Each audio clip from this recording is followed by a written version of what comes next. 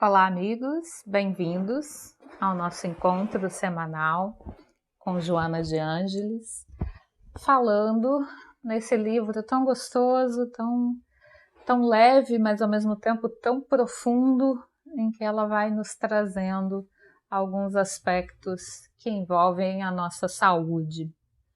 No capítulo de hoje, chamado A Tragédia do Ressentimento, nós vamos falar desse sentimento ainda tão comum a nós todos, praticamente.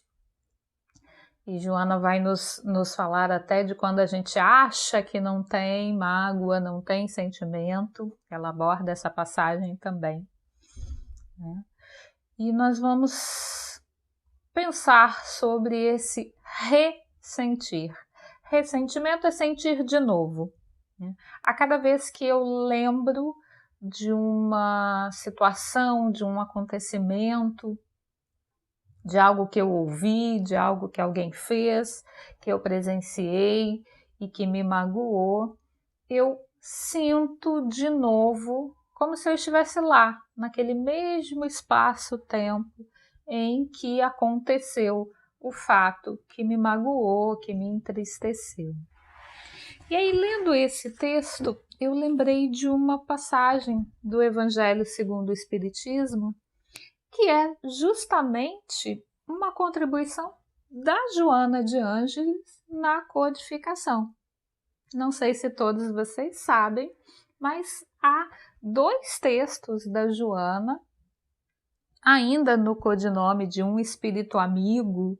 Em algumas traduções está um espírito protetor, em que é Joana auxiliando na codificação. Joana passou 10 anos se identificando dessa forma também para o Divaldo, no início do trabalho dela com ele, a partir da mediunidade dele, até que ele se desenvolvesse, ele se equilibrasse, o tanto que ela julgava necessário e oportuno para que ela realmente aparecesse para ele e desse o seu nome e a partir daí começasse a se identificar, né? Trazendo informações sobre as vidas passadas, sobre a relação entre Joana e Divaldo em outros momentos encarnatórios, enfim. Um dos textos da Joana é justamente o item a paciência.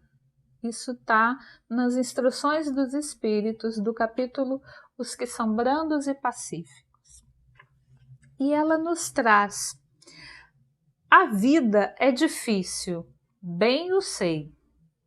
Compõe-se de 1000 nadas, que são outras tantas picadas de alfinetes, mas que acabam por ferir. Ou seja, as nossas mágoas, os nossos ressentimentos, muitas vezes ao longo da nossa encarnação, nem são assim um grande acontecimento, uma grande mágoa, aconteceu um fato isolado, muito forte, muito marcante, que me trouxe um sentimento de tristeza, de mágoa que eu não consigo me desapegar. Há muitas vezes pequenos acontecimentos, pequenos pensamentos que a gente vai juntando, vai acumulando e isso fica lá no nosso inconsciente. Às vezes até no consciente, a gente sabe que tem aquela tristeza, a gente sabe que tem aquele sentimento que nos maltrata, nos faz mal, mas ainda assim nós temos dificuldade em nos desapegarmos dele. Em muitos momentos nós não queremos nos desapegar dele. A verdade é essa, né? A gente fica ali guardando, como ursinho de pelúcia, como eu costumo dizer, uma dor, uma mágoa, um ressentimento, né? Joana nos traz, em consonância com esse texto do Evangelho segundo o Espiritismo, escrito em 1862. ela vai nos falar que a vida ela tem muitas pressões psicológicas, sociais, econômicas, ambientais. A gente vai vivendo sendo meio que chacoalhado aqui e ali, né? Às vezes tem dias que desde que a gente acorda tem ali algum alfinetinho nos alfinetando, né? Geralmente quando a gente está mal-humorado ou quando a gente está sem paciência, a gente começa a receber de volta essas alfinetadas e passa o dia todo, né? Parece que tudo dá errado naquele dia. E aí a gente vai sofrendo várias pressões diferentes e, né, não importa que idade nós estejamos, porque a cada idade, a cada fase da vida tem as suas pressões inerentes, tem os seus desafios, que aí não nos cabe apontar o dedo e dizer a vida do outro é fácil, na idade dele tudo era fácil. Nós adultos gostamos de olhar para as crianças e dizer, tempo bom, né? Nada era difícil. Só que quando a gente estava lá na infância, nós tínhamos os nossos problemas, as nossas dificuldades, né? É que a gente cresce, então aqueles problemas da primeira infância, por exemplo, já são superados. A gente já aprendeu a andar, a falar, a comer, né? Teoricamente, a gente já domina essas artes que lá no inicinho da encarnação são dificuldades, são desafios a avançar, né? Esse conjunto de pressões que a gente vai sofrendo no trabalho, na família, quem mora em grandes centros, o trânsito, ou vive num ambiente muito barulhento, muito conturbado, de muitas discussões, ou está passando por uma dificuldade financeira, perdeu o emprego, ou o emprego que tem não é suficiente para atender as necessidades básicas da família. Enfim, a gente sofre uma série de pressões externas e temos as nossas pressões internas, os nossos sentimentos, as nossas seguranças. Juntando esse caldeirão que somos nós, né? Essas pressões todas, elas podem provocar medo, ansiedade, amargura. Isso pode desarmonizar o nosso sistema nervoso. Atualmente, as áreas médicas têm avançado cada vez mais as pesquisas que demonstram que os fatores genéticos não são tão responsáveis quanto se imaginava há poucos anos atrás pelo desenvolvimento das nossas doenças. Eu li recentemente um artigo a respeito do Alzheimer, que se a gente fosse considerar só a tendência genética, só ali o que realmente herdei biologicamente do pai, da mãe, da árvore genealógica, isso é responsável por um percentual pequeno da minha probabilidade de desenvolver essa doença degenerativa. A maior parte do que realmente desencadeia doenças degenerativas, nesse estudo específico, são fatores que eu mesma me faço, né? Como eu lido, hábitos de vida, tabagismo, não controlar algumas doenças, tipo pressão alta, diabetes, são coisas controláveis, mas que se eu não cuido disso, enfim, fatores, estresse, como eu lido com a vida. É muito mais responsável pelos estados de adoecimento do que só o biológicozinho ali, nosso, cromossomos, enfim, né? A parte genética em si. Tanto é que irmãos gêmeos univitelinos, idênticos ali no DNAzinho, um pode ser mais saudável, o outro menos saudável. Isso tem a ver com os hábitos de vida e com a forma como cada um encara, passa pelas pressões da vida. Joana vai nos trazer o ressentimento como uma grande tragédia quando nos acompanha por grande parte do tempo da nossa vida.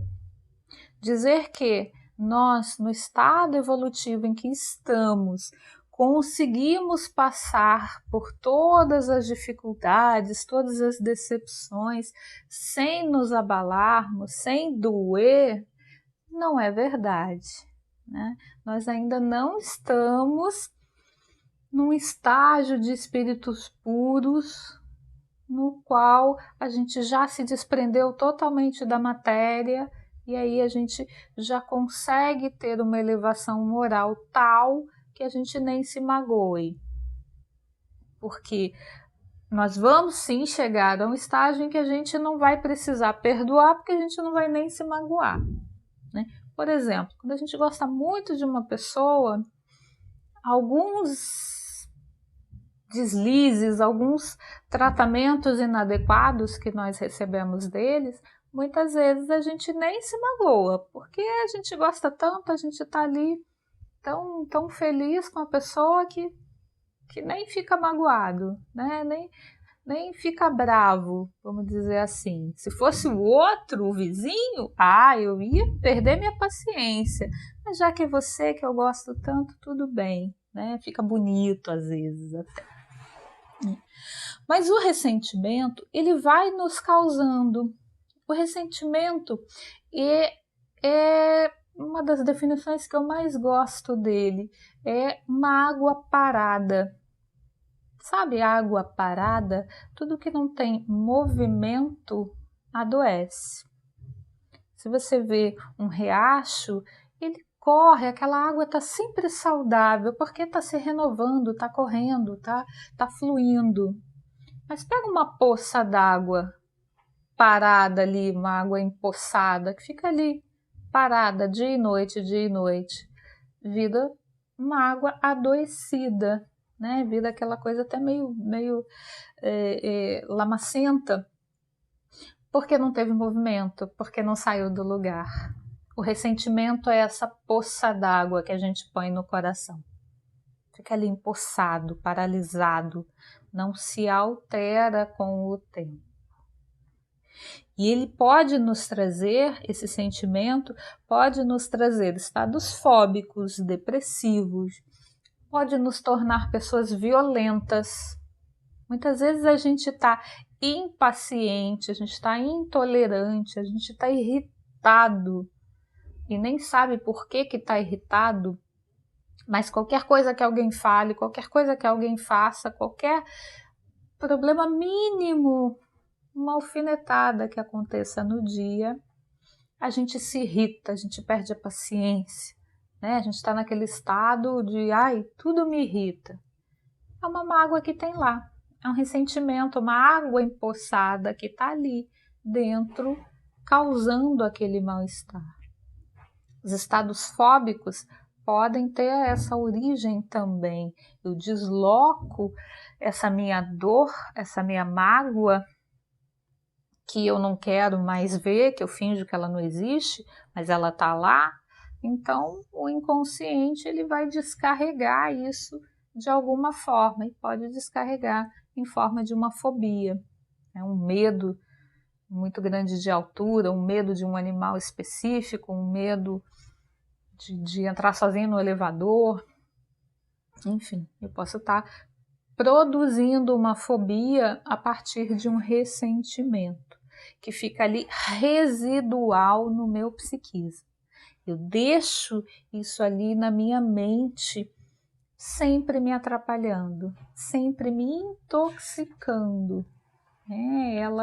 Ela fala que o ressentimento nos envenena, né? Ter mágoa, ter ressentimento, querer a vingança, querer o mal do outro, é aquela velha frase, é tomar veneno e esperar que o outro morra. E quantas vezes na vida a gente passa dias, semanas, às vezes até anos, tomando um certo veneno e esperando que o outro morra. apegados, agarrados a uma sensação que faz tão mal para a gente, que nos congela como águas empoçadas num determinado tempo, numa determinada situação, num dia ou num período que foi muito ruim, que foi muito difícil, que eu não soube lidar com ele lá atrás, no sentido de conseguir passar por aquela dificuldade, como Joana nos traz no Evangelho segundo o Espiritismo. A vida é difícil, sim, tem momentos que são difíceis, tem provas que a gente vai levar anos para entender, e tem coisas que a gente não vai entender, pelo menos na sua plenitude, nessa encarnação. Né? A gente fica querendo um gabarito da vida, a gente fica pedindo a Deus que nos explique primeiro para a gente passar pela prova depois. Só que aí não é escola, né? A escola, primeiro a gente faz a prova, depois a gente vê ali qual foi a nota, né? Qual era a resposta certa daquela questão que a gente não sabia responder. Ou em termos de hospital, considerando a Terra como hospital, a encarnação como um processo depurativo, primeiro a gente toma o remédio, depois a gente espera ele agir, depois sim a gente recupera, restabelece a saúde orgânica. Então, esse ressentimento, esse tóxico que a gente vai carregando, ele fica no nosso aparato emocional destruindo a gente, muitas vezes de forma sutil. Ele vai produzindo algumas disfunções, algumas alterações, muito comum algumas alterações cardíacas. Esse nosso órgão que a gente mistura tanto aí o biológico do órgão que bombeia a vida no nosso organismo físico, com o detentor aí das nossas emoções. Na verdade, as emoções estão lá na alma, né? Todas as doenças e toda a fonte de saúde está na alma. Mas a gente somatiza nesse órgãozinho aqui chamado coração. E aí a gente tem problemas de pressão, a gente tem disritmias, a gente tem uma série de questões aí que os cardiologistas sabem muito bem, que quando chega uma pessoa num hospital, num pronto atendimento ou num consultório, e um bom cardiologista mesmo, mais do que somente ver ali pressão, alguns exames clínicos básicos, ele investiga também como está a vida emocional daquele paciente. Né? Como é que está o estresse? Como é que está a sua tristeza? Está somatizando? Né? Você está materializando no teu corpo várias doenças porque não está conseguindo dar conta dessa dor que está na alma? Na verdade, é isso que nós fazemos. Nós descarregamos no corpo físico aquilo que a alma não está dando conta. E aí nós passamos carregando muitas vezes esse balde latão de ressentimento que nos pesa de uma forma que nós não aguentamos carregar. E não precisamos carregar. A gente se magoa com o outro, a gente se decepciona com o outro, porque a gente tem uma expectativa de que o outro seja de uma maneira que não é como ele é. Né? Ou ele não conseguiu dar a resposta naquele momento da forma que você esperava. Né? Ele agiu com violência, ele ou ela, né? A pessoa agiu com violência, agiu com indiferença, não retribuiu um bom sentimento, mas aquilo foi o que a pessoa conseguiu fazer. Ela também está aprendendo. Ela também está na escola da vida, ela também está nesse hospital de recuperação. Quando a gente passa a ter esse olhar de compreensão para o outro, Joana nos diz que é o nosso primeiro passo para nos libertar do ressentimento, da mágoa. Primeiro a gente olha para o outro como um enfermo, olha para o outro como alguém que não sabia e talvez ainda continue não sabendo agir de uma forma melhor. Mas assim como eu estou em aprendizado, assim como eu sou filha de Deus, amada incondicionalmente por Ele e auxiliada incondicionalmente por Deus, esse irmão, essa irmã ou essas pessoas que hoje erram feio ainda, ou que algum dia tenham errado feio, também estão na mesma trajetória. Também são amados por Deus e também estão sendo encaminhados para a amorosidade. O que eles fizeram, eles irão corrigir, acertar, rever, se darem conta de que existe uma resposta melhor, uma ação melhor, né? Mas é o direito do outro. Às vezes a gente se ressente porque o outro não nos doa aquele sentimento que a gente estaria doando para eles. Em relações familiares é muito comum, não só as conjugais, mas as familiares de forma geral. Às vezes uma pessoa se dedica tanto à outra e aquele filho, aquele parente, aquele companheiro não nos dá em retribuição esse amor, mas é o que ele consegue fazer. Ame porque você ama, não para receber dele de volta. Se você não recebeu o reconhecimento, se você passou por uma situação muito dolorosa no trabalho, na família, nos amigos, no âmbito afetivo, entregue a Deus essa situação. Entregue essas pessoas que te fizeram algo que causou uma dor grande em você, entregue-as ao processo delas de crescimento. Verifique por que essa situação, esse acontecido, continua te doendo tanto. Por que doeu? E por que continua doendo? Por que você continua carregando esse processo diariamente com você? E muitas vezes a gente esconde da gente, a gente finge que nem tenho raiva daquela pessoa, e lá dentro tá morrendo de raiva. Igual criança, quando cai, machuca, e aí quando a mãe chega ou o pai chega, eles, não, nem doeu, e tá lá o sangue escorrendo, né? Lógico que tá doendo, lógico que precisa de ajuda. Às vezes a gente fala essa mentira pra gente, que nem doeu, e fica ali com aquela mágoa, 40 anos, carregando uma mágoa. Não foi para isso que a gente encarnou. Não é para isso que a gente está aqui. Nós estamos aqui para aprendermos a nos relacionarmos, a desculparmos o outro, a nos desculparmos. Porque nós também não sabíamos como agir numa situação em que ficamos magoados, em que ficamos ressentidos. Aquilo nos doeu lá atrás, mas era um ensinamento, era um aprendizado. Eu precisava passar por aquela situação para que isso me impulsionasse para frente em algo.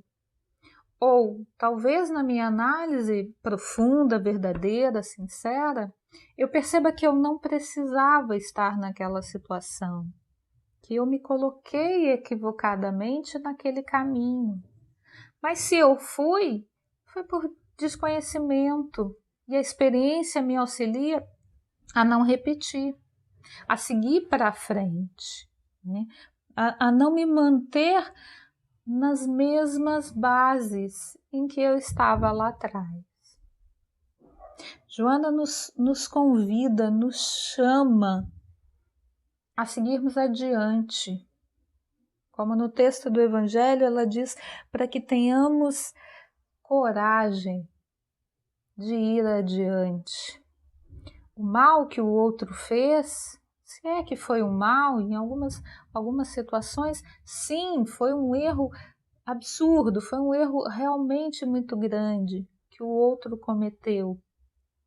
Mas com certeza ele não tinha consciência plena do que estava fazendo. Não é que ele não seja responsável pelo seu ato. É uma pessoa que vai lá e comete um assassinato. É óbvio que ele é responsável por isso, é óbvio que ele feriu a lei natural e ele vai ter que repor isso, repor essa vida pela lei do amor, pela lei da justiça, amor e caridade. Mas se ele tivesse absoluta consciência, absoluto conhecimento sobre o que é tirar a vida de um irmão, ele não teria feito. Ele não teria trilhado por esse caminho que ele não precisava, ele não deveria ter trilhado. A gente não precisa passar pela fieira do mal. Lembrando lá o Livro dos Espíritos, em que Kardec pergunta sobre a nossa trajetória de vida. Nenhum de nós precisa passar pela fieira do mal.